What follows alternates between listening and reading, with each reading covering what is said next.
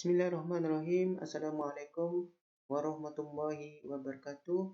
Pada pertemuan kita pada hari ini, kita akan membahas tentang pernikahan.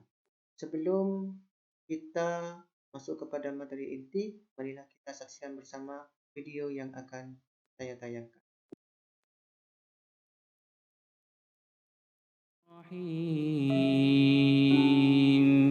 كافها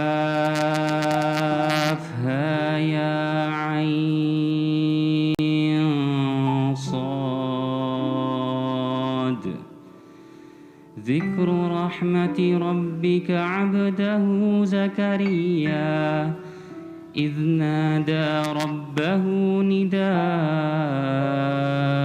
خفيا قال رب إني وهن العظم مني واشتعل الرأس شيبا ولم أكن بدعائك رب شقيا.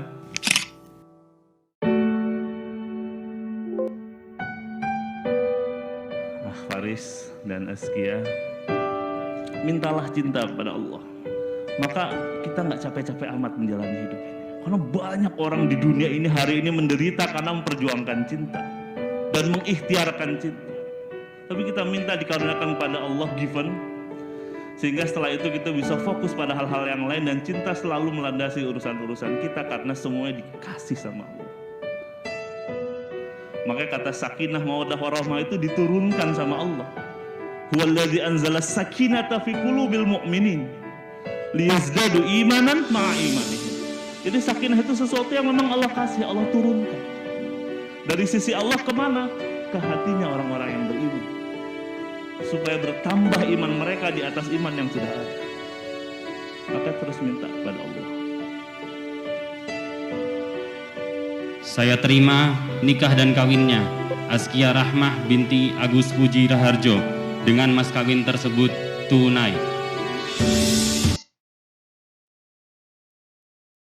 Baik, anak-anakku semua, pada pertemuan kali ini kita akan belajar tentang pernikahan, yaitu indahnya membangun mahligai rumah tangga.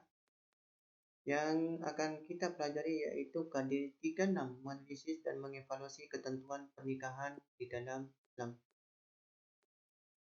Tujuan dari pembelajaran ini, setelah kalian mempelajari tentang pernikahan, kalian dapat menjelaskan ketentuan pelaksanaan pernikahan berdasarkan syariat Islam dengan benar.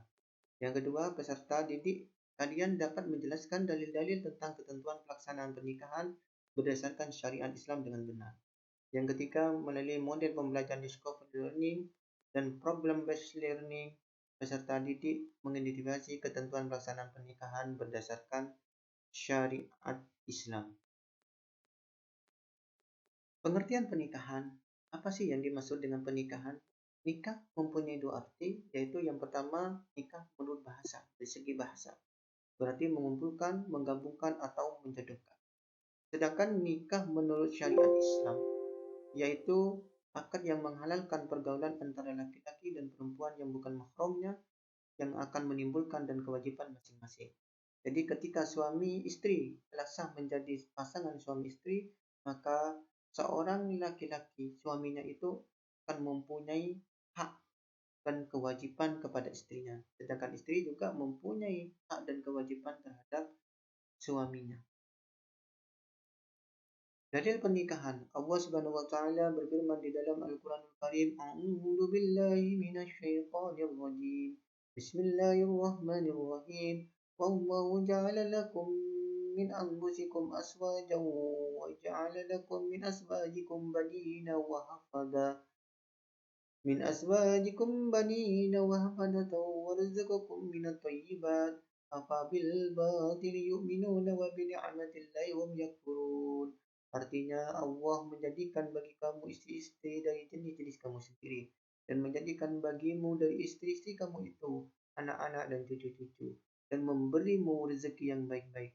Maka mengapakah mereka beriman kepada yang batil dan mengingkari nikmat Allah Subhanahu wa taala? Di dalam ayat ini Allah Subhanahu wa taala memberikan dorongan kepada manusia yang enggan menikah karena merasa khawatir tidak akan bisa memberikan nafkah kepada istrinya. Karena orang yang menikah akan dijamin rezekinya oleh Allah Subhanahu wa taala dengan syarat dia harus ikhtiar, harus berdoa dan bertawakal kepada Allah Subhanahu wa taala.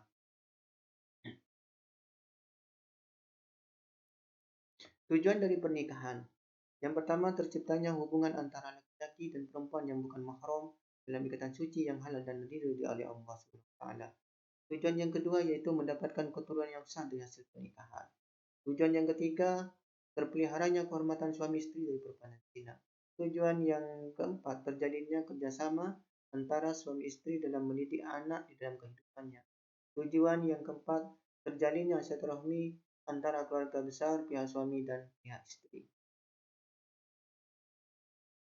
Hukum-hukum pernikahan. Para ulama fikih bersepakat bahwa hukum pernikahan itu ada 5. Ada wajib, ada sunnah, ada mubah, ada haram, dan makruh. Tergantung hukum pernikahan ini tergantung kepada individunya. Hukum yang pertama yaitu wajib. Bagi orang yang telah mampu baik fisik, mental, ekonomi maupun akhlak untuk melakukan pernikahan. Mempunyai keinginan untuk menikah dan apabila dia tidak menikah, dia itu khawatir akan terjatuh kepada perbuatan zina. Yang kedua yaitu sunnah. Sunnah bagi orang yang telah mempunyai keinginan untuk menikah, namun dia tidak khawatir akan jatuh kepada perbuatan maksiat sekiranya dia tidak menikah.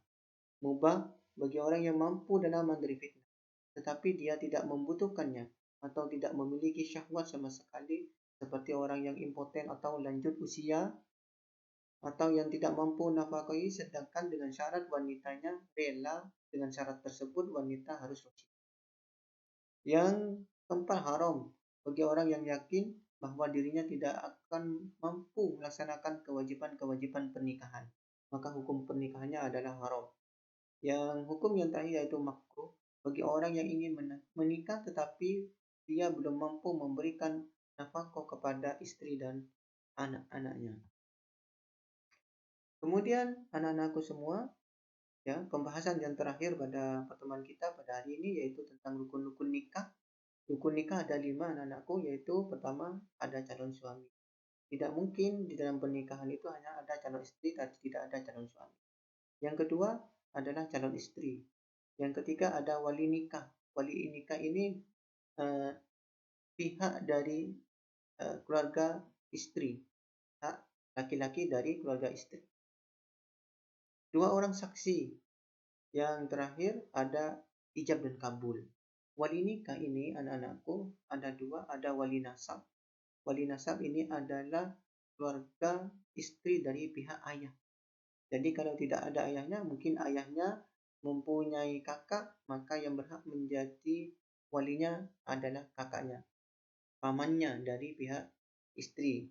Kalau seumpamanya tidak mempunyai kakak yang mempunyai paman, tapi mempunyai kakek dari pihak ayah, maka kakeknya yang berhak menjadi wali. Yang kedua, apabila wali nasab ini tidak ada, maka bisa digantikan dengan wali hakim. Sampai di sini pembahasan yang kita bahas pada pertemuan kali ini. Mungkin kalian ada pertanyaan. Nanti kalau ada pertanyaan, nanti kita bahas bersama. Baik, untuk pertemuan kita pada hari ini, pembahasan tentang pernikahan kita cukupkan sampai di sini. Wabillahi taufiq wal hidayah. Wassalamualaikum warahmatullahi wabarakatuh.